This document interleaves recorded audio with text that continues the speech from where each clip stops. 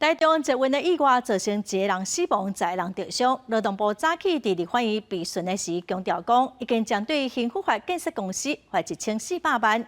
有立委质疑讲，幸福发伫5天内底，方要求局部停工256届，却又搁发生事故。劳动部是表示讲，这应该是幸福发的公司文化，对工地安全无重视，无按照规定，才会常常违规。幸福发台中建案铁田内长期落来事故，造成重责乘客1死10伤。各界关心救济情况，甲劳动部敢是有更较积极的对策？劳动部18到立法院备询，强调已经开发1400万。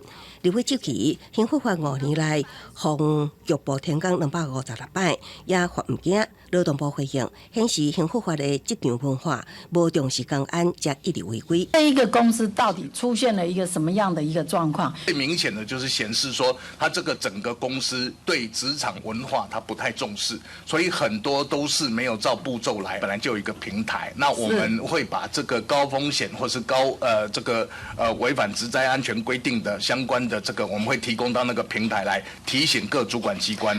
因为幸福发甲旗下公司方下令停工56摆，劳动部强调，这个数字已经坐甲提起主管机关爱注意的程度。立委阁继续追问，各单位甲地方政府也会当补强什么？提醒他之外，我们没有其他任何的方式可以让它持续吗？停工的部分，我们也会严格来处理。监管的部分，这个是内政部营建署的权责。地方政府的角色非常重啊，它包括它的施工计划、交通维护计划整个运输是不是有管理？